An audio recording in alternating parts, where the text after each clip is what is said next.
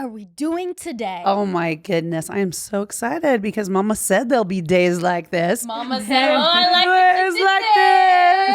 this. We got the girls from Mama Said on here, Miss Jamie-Lynn Sigler and Jenna Parris. How are you guys? Thank you so much for joining this crazy fiasco. Our podcast might derail from this moment. We're very grateful that you two are here, and we all talk about the same things when it comes to mummying and just being open and honest, and that's why we love you and we love your podcast, and we just thought it was a perfect fit, right, yes. Roxy? It was a perfect fit, like peanut butter and jelly. Peanut butter and jelly. Peanut butter and jelly. Amen. Right? Banana and... peanut butter. Everything goes with peanut butter. Yeah. Peanut butter and apple. Peanut butter and rice apples. cakes. Is peanut butter really that good for you? It's a source of protein. Yeah. I had it at like midnight last night, so I'm just going to say it's good for me. Yeah. So did I. With apples. Really? Yeah. Yeah. When I don't know what to give my toddler, I give him a spoonful of peanut butter. Yeah. So smart. Easy. Yeah. It's funny because my husband sleeps downstairs. There's a whole nother story for the time. Because he takes care of the baby, the new baby who's 1 year old. And I always go downstairs and he's got like a jar of peanut butter and jelly down there. And I don't want to be a bitchy wife, but I kind of want to be like, you shouldn't be eating so much sugar. And like, you should eat a nutritious meal before you go to bed. You know what I mean? I don't know. That's like sounds heaven to me. I'm like, that's my jam, literally. No pun intended. No pun intended. Pun intended. So we digress. Tell us a little bit about the two of you and how you guys met and how you fell in love and how the genesis of your podcast, Mama Said, began. I'll let you go first. I feel like I always go first. Okay. So. Well, gosh, how did we meet? I feel like we were supposed to meet well before we actually became friends. My husband has known Jamie for a long time. We've had the same mutual friends for years, like going back 20 years. It's just crazy that our paths never really crossed up until we met at a party. We kind of like formally met there, and I was like, oh, I'm Neil's wife. And, we kind of, slid into we added each other and we started following each other. I got it. And then when we were pregnant with our seconds at the same time, Jamie kind of slid into my DMs. Like, sneaky. What's up? What's up, biatch? We're pregnant like a month apart. Let's hang out and be BFF. And no, but honestly, like that's really how it started, via social media. And our friendship kind of went from there, and we talked about the shitty and the pretty of being pregnant with our seconds, and what are we doing with our first ones, and what are we going to do after the baby pops out, and just everything from I was potty training my son and sending Jamie pictures of poop on next to my daughter's face, and and I'll let you continue in that zone. Well, I think because especially I didn't know Jenna that well, but I had this feeling like she was the safe place for me to talk about all the things that I didn't talk about the first time around, that I let myself like marinate inside my own head, which made me feel like a bad mom. Isolated. Yes. And so for some reason, because we had enough people in common, I felt close enough but not too close, I started like testing out being honest about certain feelings. And when she would be like, oh, hell yes, I'd be like, oh my God, this is so liberating. This feels so good to know that I'm not alone. I'm not bad. I'm just figuring it out. We're all human. We're doing the best we can. And so from that, our conversations got more intimate and more colorful. And Jenna one day said, we should turn these text messages into a coffee table book. They're so funny. And I said, let's do a podcast. Yeah. And that's how it came to be. That is amazing. So this podcast, you've had it for a year now, right? Exactly. Yeah. We're in our year 2. Oh,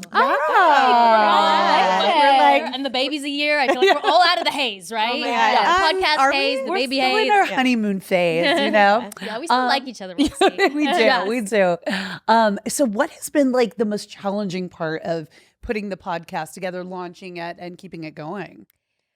I'd love to say that there's been a challenging part, but I feel like first and foremost, I mean, I've never been a part of any creation of anything before. I'm an actress. I would show up, audition, get the part, and walk on set. I've never was part of the development stages of things. And so I assumed it was going to be more difficult than it has been. It's just we had a wonderful team in these women called the Lady Gang, who I went to my friend Becca just for advice for Jenna and I, and then they sort of came on to help shepherd us and produce us.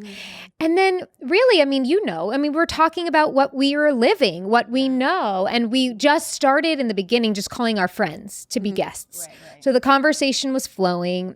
It was organic, and we had millions of topics that we wanted to talk about. We did a good amount of prep. Like we did our homework for before. Sure. We did work, but it felt effortless because I was enjoying it. We were enjoying it, and I think that also too, I went into it with zero expectations. I wasn't like, we need to get this many downloads. I didn't know if we'd make money. I didn't know. We need 100,000. We don't know. In the first week. Our reality and expectation are very different from what's happening right now. But I like your. Well, I'm not normally like that in any area of my life, so it was pretty refreshing to be part of something that was just fun. And then Jenna and I kind of like naturally fell into our roles. Yeah. Did you say? I was going to say, I think our partnership is very seamless. We didn't even talk about it. We didn't even talk about our roles. It just literally fell in. I'm like a social media dork, and I like posting all the time and doing Excel spreadsheets, and she's very creative and has the best ideas and is really good at leading the show, taking it from A to Z. And so it's like our marriage is a perfect marriage. Yes. Yeah.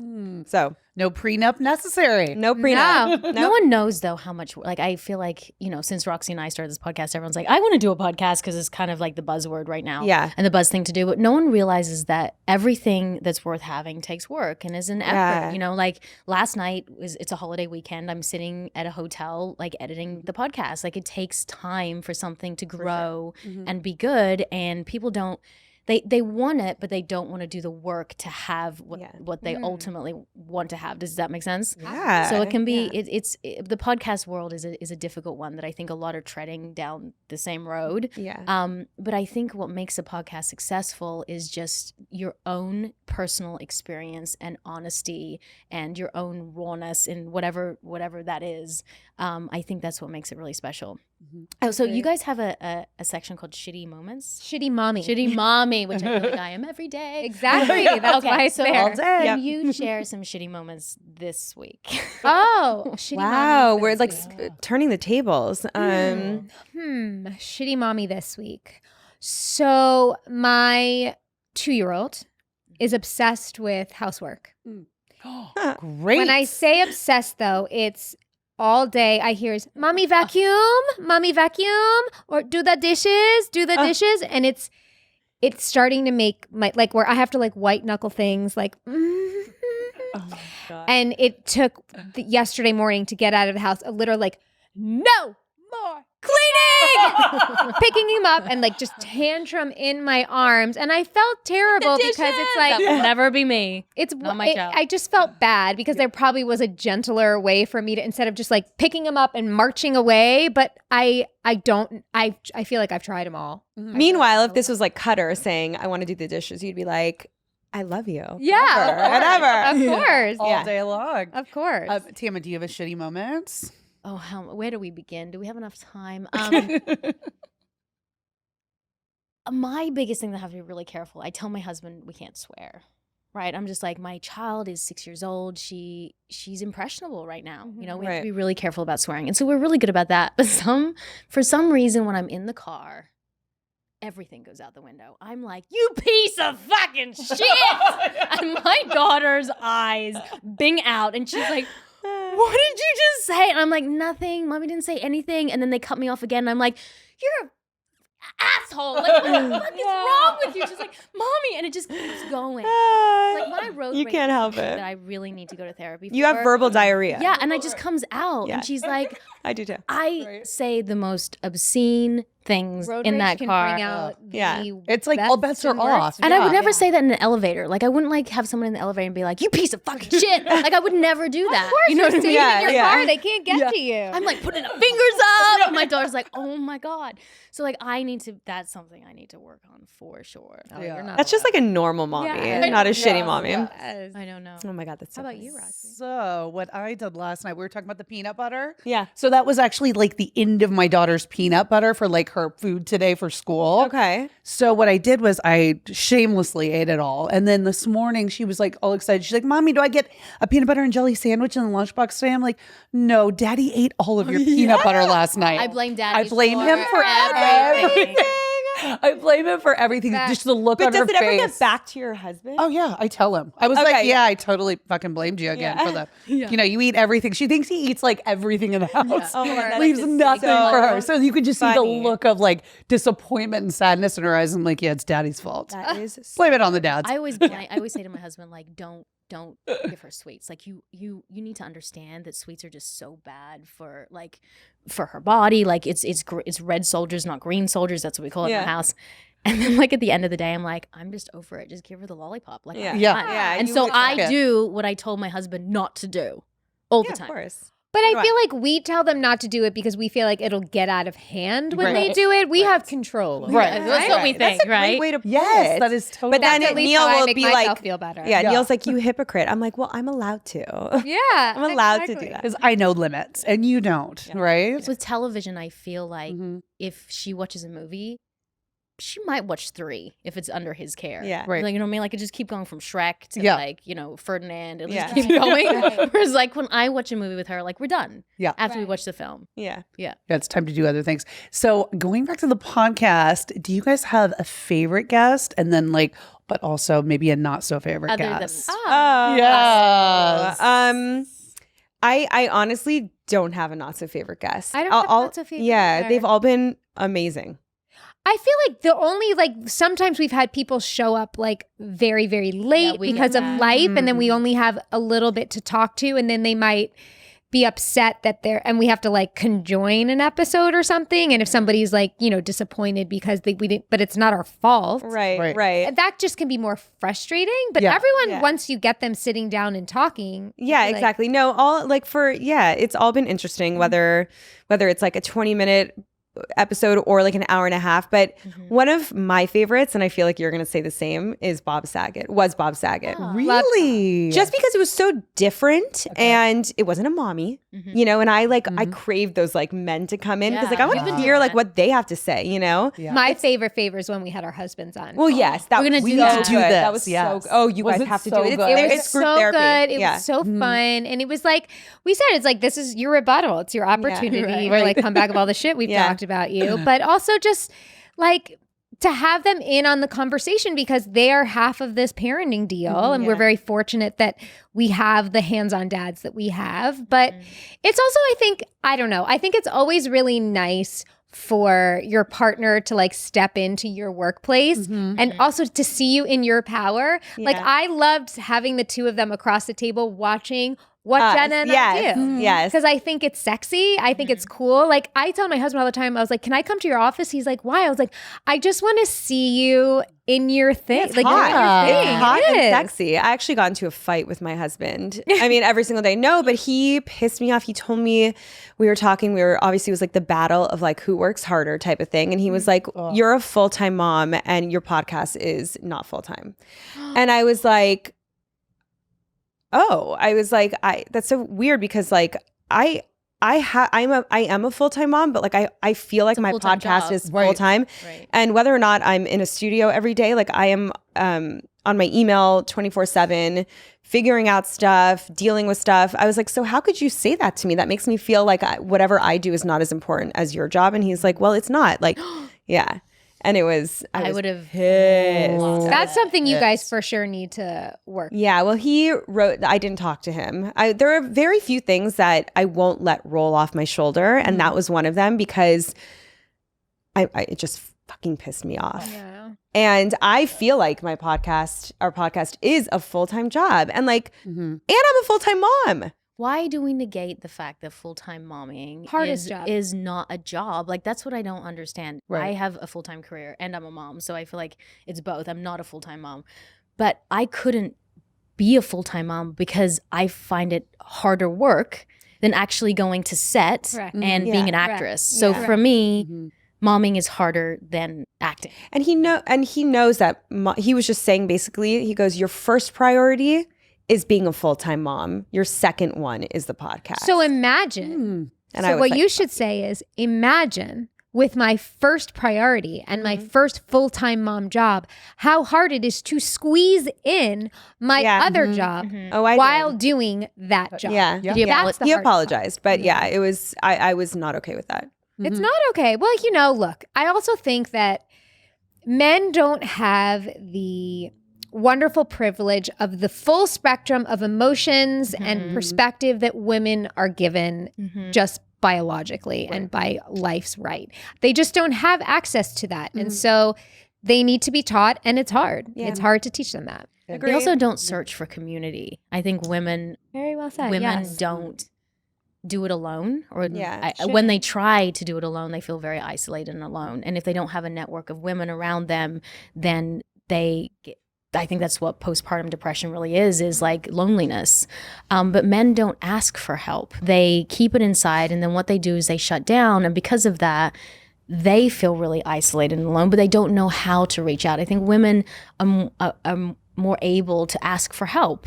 So I think men need to have community. And it's funny because postpartum with Lennon, I wasn't a safe place for my husband, and it was hard for him to deal with because he didn't have the tools to know how to handle a postpartum woman who's going through a range of hormones and emotions. We need to teach men or have programs or push them to have communities so that they can also speak about their feelings. They need to get it out for sure. Because it bottles up, and then we feel the brunt of it a lot of the time, you know, and they need that community, and they shouldn't be embarrassed to reach out to their friends. Not and at all. Dads, I mean, right? motherhood deepened my friendships to a whole other level, having that community, like you said, and that relationship to talk about, and that freedom and that understanding. I wish men could find that. Right? So when it does get super crazy for you guys, do you ever just check out and be like, I'm fucking done. I'm going to Palm Springs for the Pills weekend. and marijuana. Exactly. I'm going to smoke 10 joints right now. What do you do? Do you ever get to those points, and then what do you do when that breaking point happens? Next weekend. Perfect. I want to go for that reason. by yourself. Yeah. No, I rallied a group of girls. We were in the thick of the flu. My kids have gotten the flu twice. Yeah. I got strep throat 2 weeks ago, and then both of my kids are sick right now. It hasn't ended for 2 months ever since they got back from winter break. And during the midst of me taking care of them with the flu, I booked a trip to Cabo, and I was like, if I don't get away, and I wish I could go with my husband, but it's so expensive and hard to find a babysitter to then, pay for the babysitter, to then pay for going on a whole trip. And I was like, sorry, Neil, but I'm going to go with my girls. And it started with one of my girlfriends, and other girls, some moms, some not, just started hopping on board. So it's 6 random, all my friends, but random together, and everyone's gonna have the best time. So fun. And going with your girlfriends, it's such a different experience than going with your husband. It's more fun in a lot of ways, I mean, Of course. It's a real disconnect from your day-to-day life and family and all of that. And like Jenna said, then you don't have to pay for the babysitter. Yeah. That's also very I don't know if you guys do this though, but I feel more comfortable when we're not on the same plane together. Oh, I've heard of I don't think about I don't know why it doesn't go there. But it's weird because we're going to Germany, and I'm like, oh, if we both go to Germany and something happens to the plane, that's over. They have no so in a way I'm like, why don't we just fly separately? I know, it's just a weird thing I have. And then I thought my husband's coming to visit me with 2 children to Australia. And I was like, I don't want my entire family. If something happens, that's it. So I'm like, I'm going to fly with my daughter first, and then he'll meet me with the baby. I don't know. It's just life. A lot of families do that. Yeah. I know several. Life can be scary. It's why not put fail safes in place? Well, that's sorry for the downer. No, I totally get it. I'm just sitting here being like, wow, my head doesn't really ever go there. I probably have a million other things that I obsess about. But you're lucky that your head doesn't go there. Yeah. My head has gone there. For sure. It does. Yeah. So you don't have like the fear of dying anxiety and all that I lay in bed with at night. And we should text each other because we both have the same fear at the same time. And I should be like, are you afraid of dying right now? And you'll be like, yeah. Am I going to wake up tomorrow? Yeah. I don't have it. No, I don't have a fear of dying. I don't know if it's just like a deep faith or just like I know that I have no control over that. Yeah. So you're so good. It's all about the way control. Jamie thinks like level is so much more level-headed than the way I think. And I think I was just a part of me, that's just my DNA, but another part is the fault of my mother. Sure. I don't know, but doesn't it always come back to that? But I don't know, like it just it's well, I have my own things. I think I have my own like version of like fight or flight or panic when it comes to my body and physically because I live with MS. Yeah.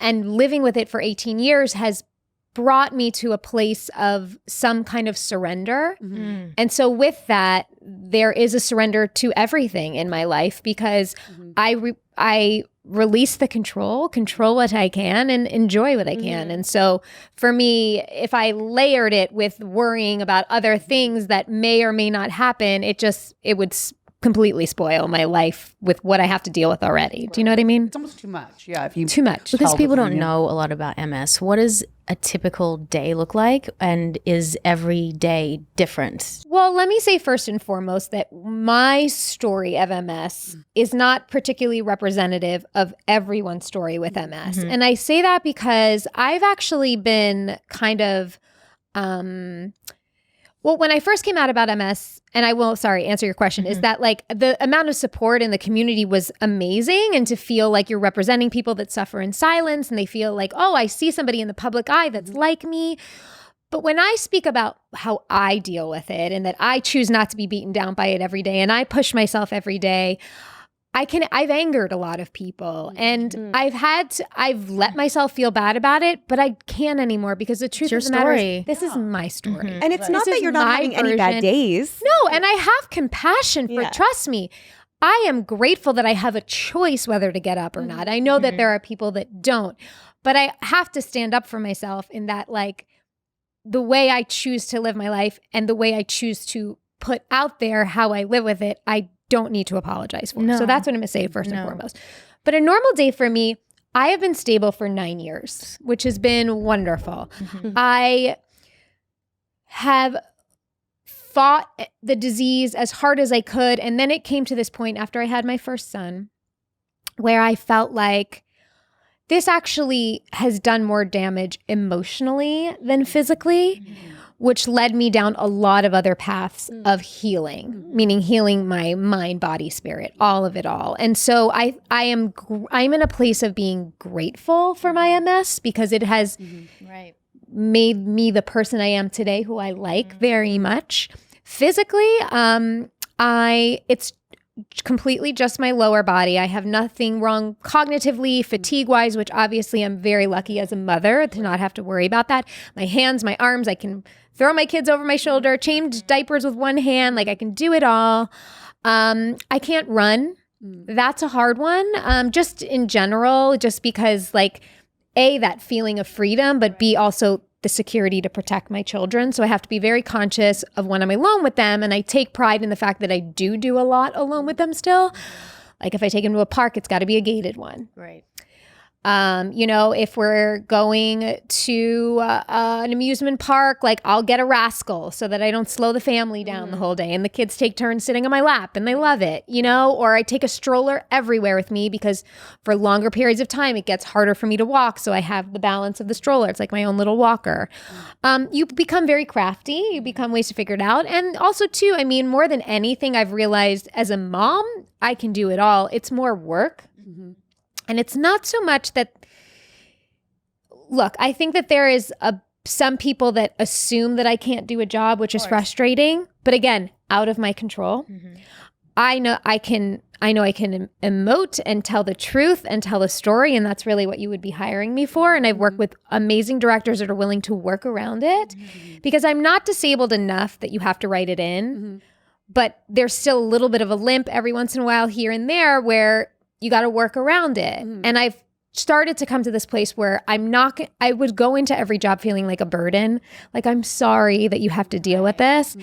And I'm really working hard now to just be like, no, I earned my place here. You want me. And I've been given enough chances and opportunities that have shown me to not give up. And look, everyone has something. And this is my thing. Don't waste your pain. I always say that, like everyone has pain in some way. Yeah. Whether it's physical, emotional, mental, and it's like, use that into your art. Oh, for sure. Use your story, tell your story. Don't waste your pain, because everyone has something that they're struggling with and is fighting a battle that we can't see. I just would wonder, like, when you came out and told everyone, you probably were very nervous about that, because it'd been, secrets keep us sick, right? And so when you came out, were you worried that it would affect your job or your job opportunities in any way? Because that, to me, like, my career is almost close to as important as my children. It's like something that I love and I've done since I was 12 years old. So did you worry that would affect? Of course. That was the main reason I was keeping it a secret. If anything, the only reason. Yes, and it has affected it 100%. But like I said, I've been given enough opportunities and have had enough amazing work experiences that have shown me that it's still all possible. I also believe in modern medicine, and I don't wake up and all of a sudden don't know what I'm dealing with. I wake up every day and know the body that I'm dealing with, which is why I feel confident to accept a job, because I'm like, I'm not going to show up one day and be like, oh, Jamie can't work today. No. Right. You get the same girl every day. I've been leads of things working 15-hour days for weeks at a time. Like, I can do it. I know I can do it. I think it's ignorance in certain people. Right. And also too, I'll tell directors and producers, like, I am not here to sacrifice your vision of what you see. If you feel at all my physical limitations are going to inhibit you from doing what you want to do, then I'm not your gal. But I also feel like you said, I have a whole lot of life experience that I love to channel as an actress. And look, Jenna knows, last year I went through this whole thing where, like, I felt like I was going to quit because it was so eerily quiet for me. I had my second son, and I'm like, you know what? Should I just be a stay-at-home mom? Because I don't want this, like, worry all the time. And I went to take this break, and I called my manager, and I had already had the conversation in my head of him being like, Godspeed, Jamie. I love you. Like, I'm your friend. Good luck always. with it all. Yes. I thought I was letting them off the hook. Because I assumed people were just working with me still because they like me and they love me. I mean, he's been with me forever. And he was like, fuck no. Fuck no. I'm not letting you quit. Wow. And I was so taken back by the fact that people believed in me still. And so I decided, okay, I'm still quitting, but like, let me go back to acting class and make sure that's what my husband that said. This is what I love. Fall in love with it again. Because you get into the business of it and you're like, wait, do I love it? And I've been in class for almost a year, and I was like, had this epiphany where I was like, I'm in love with it. Love this. I love doing this. I can't ignore that feeling. None of us can ignore that feeling. You know what I mean? When you find something like that, how lucky am I? It's your destiny. Exactly. Yeah. Exactly. Yeah. Sorry, I feel like I took up a lot of time with that. That was the best I've ever heard you explain that. Thanks. Yeah. You're like, and on that note, thanks for coming back. It's funny when you say the acting thing, though, because it does, and Roxy knows this too, like in our business, when the phone isn't ringing, you wonder what's wrong with you. Yes. And you're like, what am I doing wrong? Why is the world not giving me the opportunity? And you're right about even the acting class, because my husband said the same thing. Like, you have to make sure that everything that you're doing is aligned into your destiny. Like, if you're doing an acting class, it's because you want to be an actor. Like, make sure that you're not distracted and doing all these different things for fame or success or money that isn't aligned with your true and honest being, like why we're here. But sometimes it gets murky, and sometimes you lose your way, especially after you have kids. You're so fucking lost. I don't know if you guys were. I was so lost. Well, I was like, our first show was, who am I now that I'm a mom? Your identity is so different, and you have to fall in love with your purpose. And I think that's what you were saying, and I know that I'm there right now as well. I don't know about the two of you, but it's about falling in love with your purpose again. You don't just have to look after these two beings, which are the loves of your your life, but it's okay for that not to be the only thing. So funny. I felt like I didn't even have a purpose. I was like, I'm just a stay-at-home mom. I mean, I sing, but I never pursued it heavily enough to want to be a famous singer. I was in marketing, but it wasn't the love of my life job. Like I never had that, oh my God, like this is my passion. And I'm going to work, be a full-time worker in this field until this podcast. And like now I feel fulfilled. Finally, I feel like I have a purpose. And she's so good at like running a business. Like she's building this business side of Mama Said, and like she said, we didn't even talk about it. Like I trust her implicitly because she's so good at it. Thanks. You are. You are too. It's a partnership. I mean, look, like I was embarrassed for a while. A lot of people are jealous of stay-at-home moms. I was always jealous of working moms. Yeah. The grass is always greener. And I just promised myself that I would never do anything that didn't feel completely right, because I luckily had the ability to stay at home because my husband worked, and I'm very lucky about that. And so because this happened I hate saying organically, but it was so organic. It just happened so naturally, and it was just so meant to be. Yeah. So now I feel like I have a purpose, which is awesome. Because we're moms, do you guys feel like you have to maintain like a certain image? Like we have to be good and we have to be sort of this pure like figure in the family and things like that? Or is it like something that isn't really that I have important? my leather thong on. She wears thongs. I don't have one. I'm like, I wear granny panties, and Roxy walks in with like this. I'm like, I can see your thong. She's like, I only wear things up my butt. My husband doesn't get to see it 'cause he's tired. Yeah, once every 2 weeks, Roxy. Exactly. Once every 2 weeks. Yeah. Exactly. I think I was self-conscious in the beginning when I first became a mom, but now it's almost like it's not. I truly don't give a fuck because I know that I'm a great mom. I know it wholeheartedly. Am I a perfect mom? No, there's no such thing. But I know I do my best, and that's what makes you a great mom. There's things that I stop myself from sharing on social media just because I don't want to deal with the bullshit judging that I know will come along with it. Not because I'm ashamed of my choice, but because I just don't want to deal with it. Yeah. It's weird because I do feel like even, we talk about this podcast, I'm very sexually inclined. I've always had a very high sex drive, even to the point where after I gave birth, I wanted to have sex like straight away.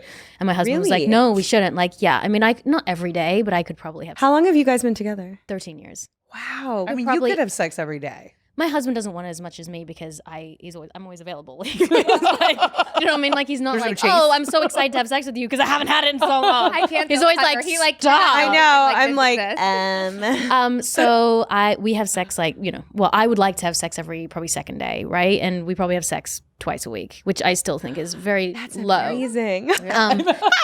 But I feel like after giving birth, like I know it's like I don't even need to snuggle. I don't need the whole thing. I just need an orgasm. Yeah, I've always been like that. I don't need the whole. I don't need to be held. I don't need to like be romanced. I just need to orgasm, have sex. I like the feeling and move on. Ask you something. Sure. So like, would you rather have sex with your husband or like masturbate, or it doesn't matter?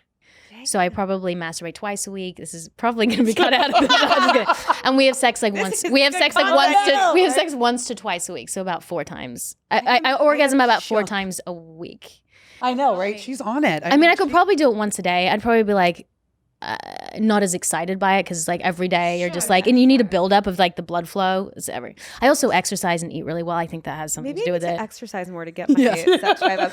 My question was, I'm really intrigued by this. Like, do you like use toys? I do use toys. I feel like nothing's better than the real thing. I have interesting fantasies. Like I like, tell your fantasy. No, I'm not telling my fantasies. Do the pizza man. Do the pizza man. I fantasize about desperation. So like the person who doesn't look after himself, pizza man, comes to the door and he's got a very small penis. You're looking at me like you're crazy. No, not it. Like it's like the guy who like is in a truck. Yeah, guy who like drives a truck and he pulls over. May and or he's may like, not be in a cage in the room. Sure, whatever. But like he's sitting there and he's like, oh, I just can't get off because I'm just a truck driver and I'm such a loser. And like the desperation to me is like hot.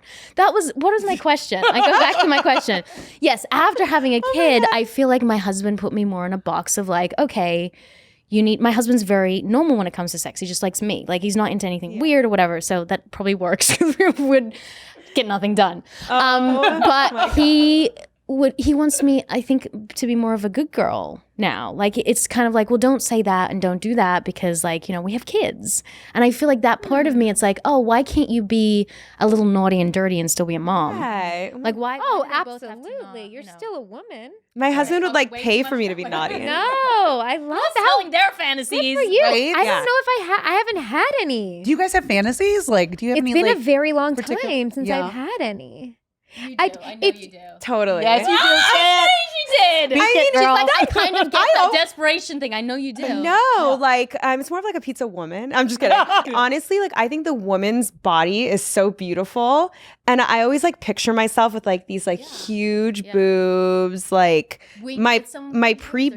Oh, you. I don't have huge. No, like well, I don't have any boobs anymore. I have like pancake boobs, but I used to have great tits. Anyway, they will be back one day. They will be back. Surgery. No. Yeah, exactly. No, like I just think like so my husband's always like, you'd be a lesbian if you could. And I'm like, it's not like I'm Lesbian a lesbian. scale, I right? just think like the girl's body is so beautiful. But would I ever like I've never even kissed a girl. Like would I no. Me neither. Maybe I would turn into a lesbian. No, well, you know what, Jamie, Young- maybe that's our next pod. Never kissed Maybe a you guys girl? kiss on air. Never, never, Even never. Like an actress? No. You don't, like, just I've never had to. I've never. Have you? So I, in my young 20s, like Let's hear about stupid- your dirty, I know, dirty. right? Like, I've hey, seen each other full naked. yes, we have. We have. Yes, we have. No, but Nothing sexual. It's like Sure. yeah, it was like actually it was on a podcast. Yeah, it we had another guest. We were comparing C-section scars. oh. Yeah, We digress. yeah. And then we showed whatever. But so yeah, in my young 20s, I did the thing. You know, this silly thing that we do when we're young, where we're at a bar and we're drinking, and there's a guy that you want to impress, and you're like with your girlfriend, and you're like, yes. let's kiss to like turn him on, and it's like that. So it's not like the full cool like lesbian experience. Right. I think Tammons had a little whirl. I feel like you've had. Yeah. Oh, you did. See, yeah. Uh-huh. it was fun. I'm like into that. Was it? Yeah, I mean, I feel like women, like it was a phase. I was 24. It was about a year of like just being really into women. And I was just like, there's something for me. That's why I know I would never marry a woman or be like in a long-term relationship because I've felt power since I was 13 years old. So I was on a TV show from 13 years old in Australia and then was on a few here. I don't like to feel powerful in bed. Like I want to be dominated. I don't want to feel like I tell people what to do all the time. I'm like running my own career. I tell my husband what to do all the time. I don't want to be in bed and be telling him what to do. I don't. Yeah. I want to be like, you do this now. That to me Yeah, is a that's turn on. hot. And I feel like you're like into bondage. well, I don't want to be like choked or anything, but a little smack on the whatever, sure. But I do think that so with women, it's a lot more, it's softer and it's also like you're thinking about like, what is she thinking? Does she like my hair? Like when you're with a man, you're just like, they're so lucky to be here. Yeah. Like seriously, like Totally. you're like, oh, did she notice like I have like a chip on my tooth or like, you know what I mean? Like, does she like my hair? Does she think I have cellulite? there's Whereas so you much more don't that you have think to think that. about. You don't think that with a guy. You never think like, yeah. oh, is he? I'm just like, you're so lucky. Like, I congratulations. should be like with you naked. And I'd love to hear you talk about this. Yes. Yeah. I am just so everything about a man. Like I'm just, it's not like I just have never been like thought about women that way. Like women to me are like my tribe. Like they're what's helped me survive. My girlfriends, like my sisters, like the power I get is from women in my life. But I'm with you. Like I have said to my husband at times, I feel like I have way too much power in this relationship right now and we need to shift it. Because then I start to not be into sex and he'll wonder why. I'm like, you are giving me way too much power right now. And you need, like, I need you to tell me you have an issue or like you need to tell me what the problem is. Yeah, because I agree. And he's like, there is none. I was like, find one. Yeah. It's just like too easy right now. And tell it to me in the bedroom. I one time read him talking about someone with someone else. Like it wasn't bad, but it was like enough. Yeah. And I got fucking pissed. But then let me tell you, I don't know if it's like a reclaiming your man thing, but I got so crazy with sex for like the next month where he was like, like, what? Or maybe happening? Yeah. You're like marking your territory. It did something. Yes. Yeah. It did something to be like, When crazy. we had Lennon, my second daughter, my husband was so stressed and tired, so he wasn't having as much sex with me. And maybe it's an insecurity thing, but I was like making him have sex with me. And I think maybe it's a hot thing, but maybe it's because we feel like there could be someone else ending up raising our children, so we need to get them back into primal. Yeah, it's like a primal thing. Like you come, no pun intended, here. Like you know. I'm gonna like leave this podcast recording. Go exercise. Number one, because I want to look hot and I want to have a better sex drive. Number two, I'm gonna like jump my husband's bones tonight.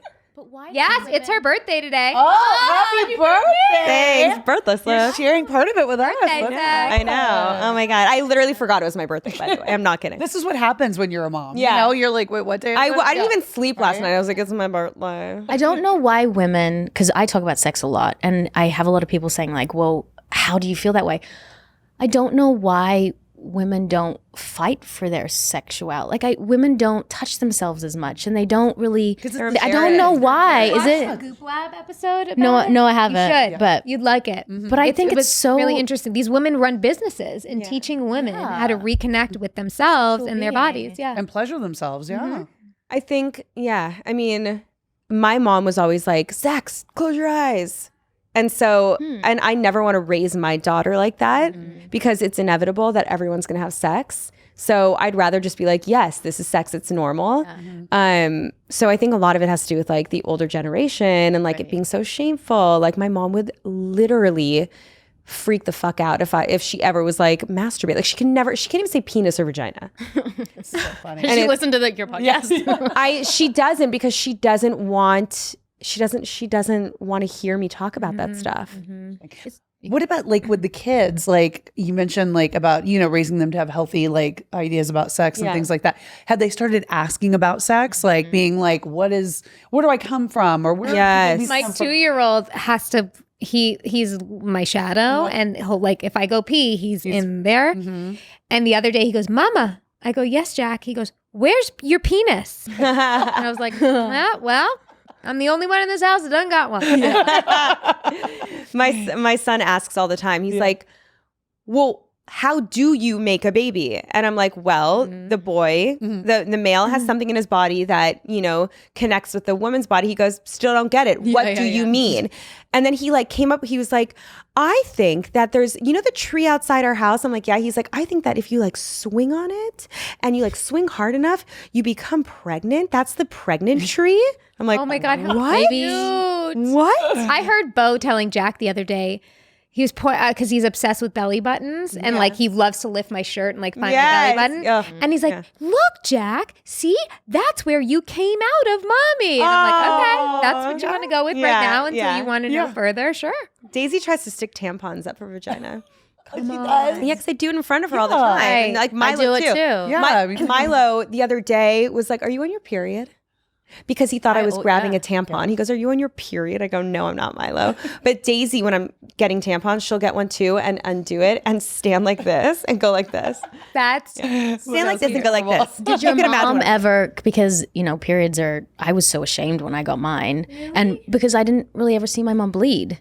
Like, and I'm not saying my daughter sees me bleed, but if she comes in and I'm changing a pad, like I don't go, no, oh my gosh. And she just goes, oh, is there snake blood there? And I was like, sure, it's snake blood, whatever. And we just move on so that when she gets her period, she'll be like, oh, that's what my mom had. My mom wasn't like, she was pretty good about that stuff. You know, she didn't like, she wasn't like, oh, your period. Like, let's, you know, it was more about like sex stuff. But yeah, I mean, it's not her favorite topic to like talk about. But I remember her changing her tampons in front of me. So, but yeah. Yeah. I don't know. I feel like I leaned on like my friends at that time in my life. Yeah. I did too, mostly. Yeah. We were all, I mean, it's like, who's going to get it first? When are we getting it? Right. I was trying to think, I just got my period today on my fucking birthday, of course. I'm like, happy birthday to me. We know everything about you now. Can you just take your clothes off? Yeah. I can see your Do you want to see me naked? Please. Yeah. Boobs, I'll take everything. mine out, you take yours. Great. No, but I mean, I don't even know. What was I saying, you guys? About your period? Oh yeah. What? Your friends, period, getting your period. I was like, oh, my mom definitely didn't like teach me how to put a tampon in. So yeah, I My mom did not teach me how to put a tampon in. I was doing a musical at the time and had to wear a leotard, and one of the chorus girls that was older took me and she was like, I was like, there's no hole. I can't put it in. No hole. She was like, come on. She's like, put me in the bathroom stall, spread my legs, put Scary. it in me. It's scary to go up there at first. that? Use an applicator? 'Cause Yeah, I still she was can't. like a Tampax. I still can't use a normal tampon. Why? You I can't get it up there far. You just have to use your finger. I know no? it never. It just its head sticks out a little bit, and I can't get it. And I'm like walking around. Wait a second. You're tensing up. You're tensing I want the up. applicator to go zoom right all the way up. I can't. It like hangs out, and then I walk with like something's up my butt. You know what I've like get it up recently there so high. discovered? If I like bend down a lot while putting my tampon in, it goes up really fast and perfectly. Really? Yeah. So when I'm bend down. like Bend over I'm like going to this, show you. stretch it. I hope I'm not like leaking on your Really? Yes, and maybe it's because like after angle, pregnancy, like my vagina's all fucked up. But See, but we it had goes. C-sections. We don't know what happens after birth. Oh, you're lucky. So our vaginas are normal. No, our they're vaginas haven't had unstable. birth. We know that for example, Jamie's vagina's here- cute still. Yeah. Per another podcast. I hope Yeah. that didn't offend anyone. I didn't mean normal, but I know No, that my no, friends, no, no. some are like totally the same, and some are like Don't worry, our not. tummies Mine are went totally back. But our fucked up. tummies are fucked up, by the way. Totally fine. Yeah. Well, my tummy and vagina are just like never going to be the same unless I have surgery. And my boobs. So when you have sex, is it different? It's not different. But that's good. See, now I don't know what I was afraid Maybe of. you guys got the extra stitch. Oh, did Did you you? like elect to do a C? No, I had two 10.2. Well, my first daughter was 10.2 pounds. I had the cord wrapped around her neck and was breached. My second was 9.15. We almost had a uterine rupture. I was probably a day away from both of us not making it. Didn't know at the time until her head was almost through my scar into my abdomen when they did the C-section. Those C-sections saved my life. I'm such an advocate for C-sections. So many people are just like safety. Yeah, and so many people are like, oh, I feel so, and I did. I felt like a failure after the first one, but now after the second one, I'm like, motherfuckers, they saved my down and with my whatever. children's Whatever helps lives. your kid. Like, And you. believe me, I wanted a kumbaya birth. I wanted them out of my vagina. Now I look back at it, and I did not want 2 10-pound babies out of my vagina. I did not want that. Although we can, and I know we can. I had 2 9.5s out my vagina. Oh, and you're fine. So maybe Warriors, yeah. maybe it's the noise that we hear about it. We have our babies. Like, do you look at them and think how they came into the world? No. You look at my tummy though and think about You're like, I do have a reminder every fucking day I look at her. Yeah. Right. What are contractions like? Pretty powerful. Did you guys do drugs? Did you take the At the end, of course. Yeah. But I labored and I got induced twice because they were both pretty big, and I was at my 40 week, and it was just not moving. Like cervix was not dilating at all, and but yeah, I mean, they're a motherfucker. I mean, contractions are but it's also like very primal, and it's very like I enjoyed feeling it, but at both times it got to a certain point, and I'm like, okay, I'm done. got it. Give me the drugs. Yeah. They're here for a reason.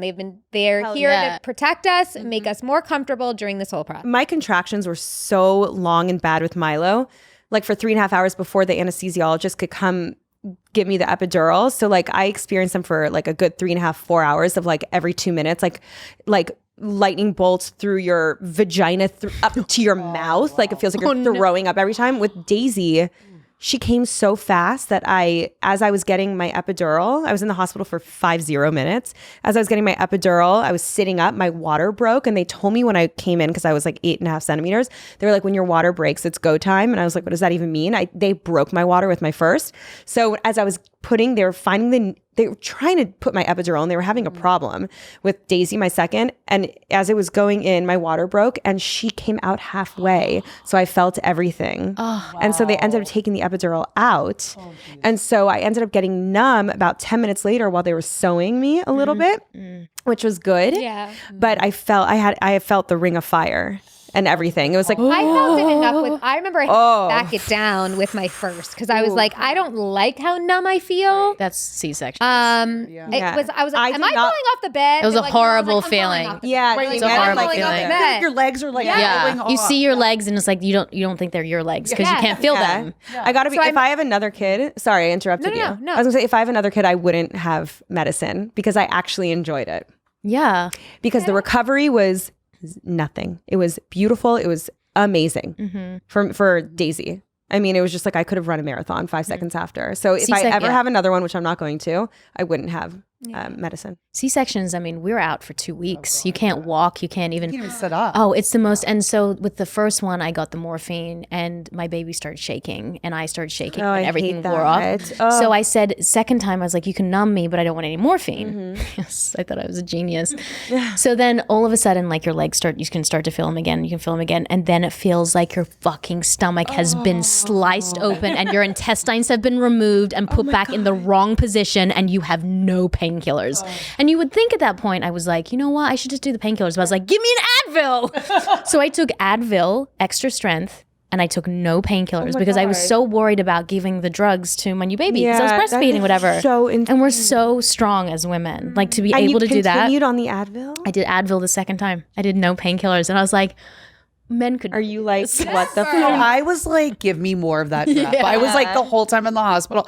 My dad is a doctor and he was visiting, like he lives in Texas. Yeah. He was visiting out here after I had the baby and he was so worried. He's like, you cannot take that morphine home with you. Oh my God. I'm like, but I like, want get to. it away. He's like, let's start weaning you off now. So he like forcibly started making me wean off. For you. But that shit is like real. I mean that, Great. I mean, come on. right? I know. I get it. So we get you guys out on time. We're going to do our little end section called Never Have I Ever. And then we will let you go God, I feel from. like we already did that. You're like this entire Oh no, podcast? it's parenting version. Okay. Okay. So just specifically for you. Yes. Go Roxy Soxy. All right.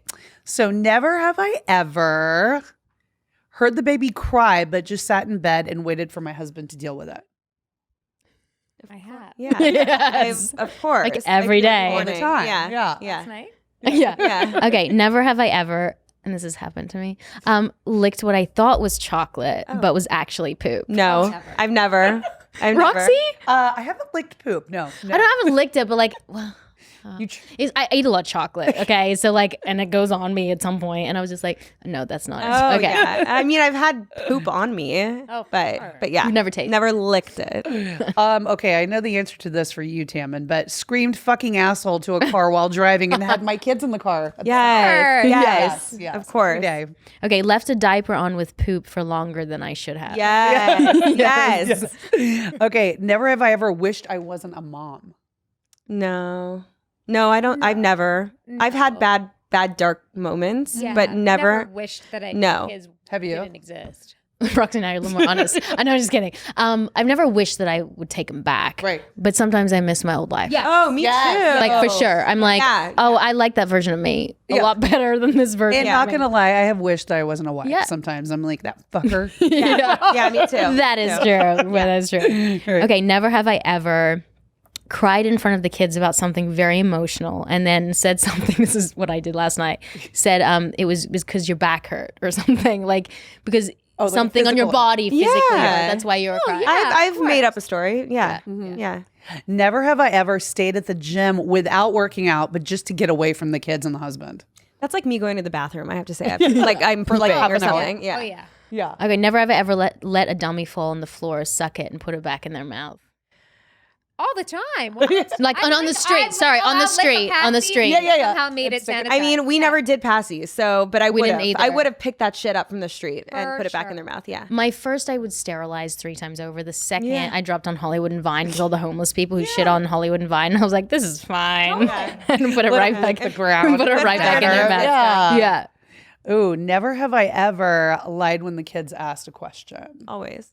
Right? Like think I every lied all day. the Part of motherhood, yeah. Okay, I think this is the last one. Never have I ever eaten just my kids' leftover food all day. not all day, but for like a quick lunch. Yes. Good, yes. right? I Yeah. know. Like, Yeah, it's chicken good. finger. yeah. Yeah, I'm into it. It's really Thank good. you guys so much for Thank coming. you. Thank you for So sharing your fun. tampon stories and your I'm fantasy gonna go stories change mine right and your now. mom Come. stories. Yeah. And Hopefully, I feel like we should sing a little happy birthday to you, right? Yes. Okay, girls. give us a good D. Wait, should I? Hold on. Should I like video record this? I think so. Right, Okay, let me do okay. that too. Let's All get right. it Okay. in. Okay, We'll make it meta. We'll all do it. We'll do it. And then 2 Ready? kids through your vagina later. I've got to pee. It's my God, very you long. did- I know. I feel like Talk about I didn't pee. mean to offend anyone saying vagina. No. But I know your vagina's great. Okay. Mine's not. Okay, bye-bye. Okay, ladies. So Oh, are we wait, gonna it's on do it? me. Okay. Okay, Look at us. Happy birthday to you. Happy birthday to you. Happy birthday, dear Jenna. Woo! Happy birthday to you. Love you, Jenna. Love you. And many more. Happy. Thank you. Thank you for coming here. Never looked so good. Never 21. And what is your Instagram handle so everyone knows? Yes. Jamie-Lynn Sigler. Very crafty. And mine is very crafty. Jenna C. Parris. Even more And crafty. your podcast is Mama said. Mama. And on Instagram, it's Mama Said Podcast. And we are and we are Women on Top Official on Instagram. Yes, and Women on Top podcast on Facebook. And Subscribe, subscribe, rate, comment. And we love you guys. We love you guys. And we are Women on top.